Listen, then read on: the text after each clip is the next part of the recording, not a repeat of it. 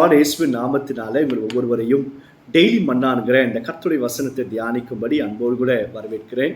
இதுவரைக்கும் நீங்கள் இந்த சேனலுக்கு சப்ஸ்கிரைப் பண்ணலைன்னா அன்போடு கூட கேட்கிறேன், சப்ஸ்கிரைப் பண்ணுங்கள். அநேகருக்கு இந்த கர்த்தருடைய வசனத்தை ஷேர் பண்ணுங்கள். நிச்சயமாய் ஆண்டவராக இயேசு கிறிஸ்து உங்களை ஆசீர்வதிப்பார்.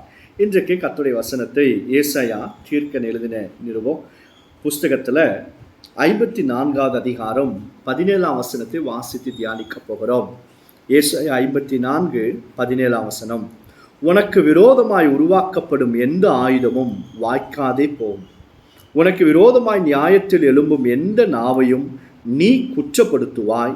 இது கர்த்தருடைய ஊழியக்காரரின் சுதந்திரமும் என்னால் உண்டான அவர்களுடைய நீதியுமாய் இருக்கிறது என்று கர்த்தர் சொல்லுகிறார்.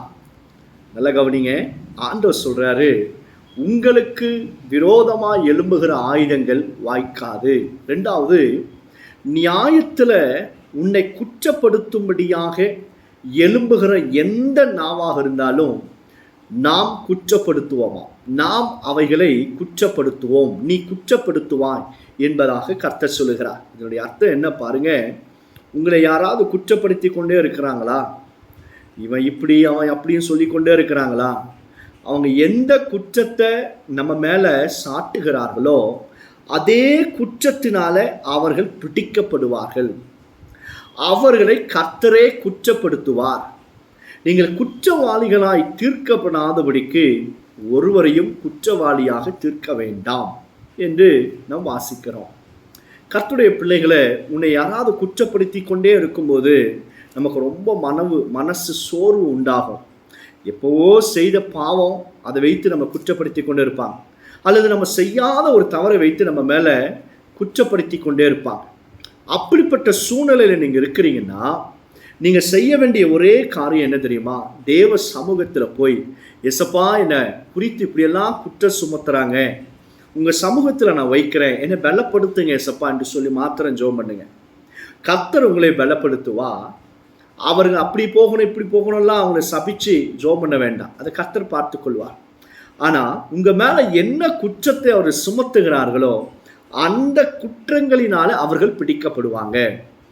ஆண்டவர் உங்களை குற்றப்படுத்துகிற எல்லா நாவையும் அவரே குற்றப்படுத்துவார், உங்களையும் குற்றப்படுத்தும்படியாக செய்வார். அதுதான் வசனம் சொல்லுகிறது. இது யாருக்கு ஆண்டவர் இப்படி செய்கிறார் அப்படின்னா, கர்த்தருடைய ஊழியர்களுக்கு இது சுதந்திரமாக, இன்ஹெரிட்டன்ஸாக கர்த்தர் கொடுக்கிறார்.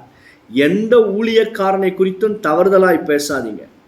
நீங்கள் ஊழியர்களை குறித்து குற்றம் சாட்டி பேசும் பொழுது கர்த்தரே யுத்தம் பண்ணும்படியாக இறங்கி வருகிறார். கர்த்தர் ஊழியக்காரனை அடிப்பான், நொறுக்குவார், திருத்தி கொள்வார்.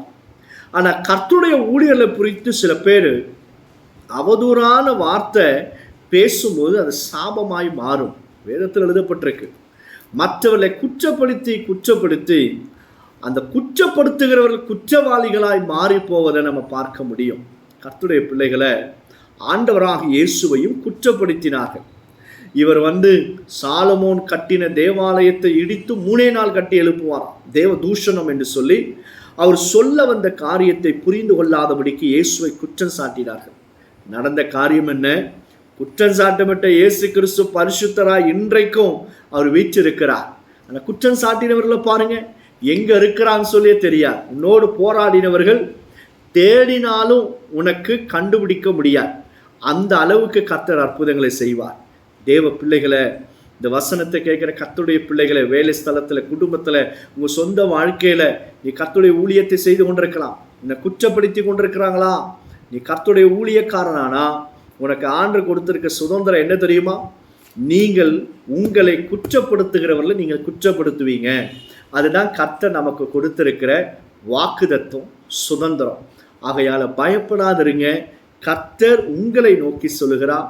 உங்களுக்கு விரோதமாக மாந்திரிகம் இருக்கலாம், அவதூறான வார்த்தைகள் இருக்கலாம், இச்சையான காரியங்கள் இருக்கலாம், உங்களுக்கு விரோதமாக உங்கள் சொந்த ஆட்களை உங்களை குற்றப்படுத்தி கொண்டிருக்கலாம்.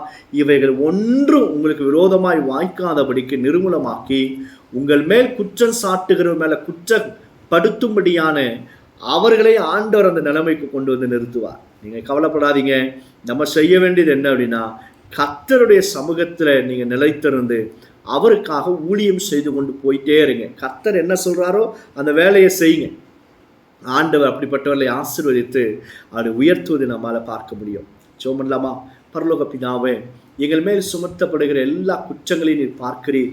கர்த்தாவே, எங்கள் மேலே இரக்கம் பாராட்டும். இப்படிப்பட்ட நிலைமையில யார் இருந்தாலும் ஆண்டவர், எங்களுக்கு விரோதமாக எழும்புகிற எந்த ஆயுதமும் வாய்க்காமே போகும் என்று சொன்னீங்களே, அந்த வசனத்தை நீ நிறைவேற்றுவதற்காக நன்றி செலுத்துகிறோம் ஆண்டவரே. இந்த நாள் இந்த வசனத்தை கேட்கிற ஒவ்வொரு பிள்ளைகளையும் ஆசீர்வதி. இயேசு மூலம் ஜெபிக்கிறோம் பிதாவே. ஆமென். ஆமென். God bless you all.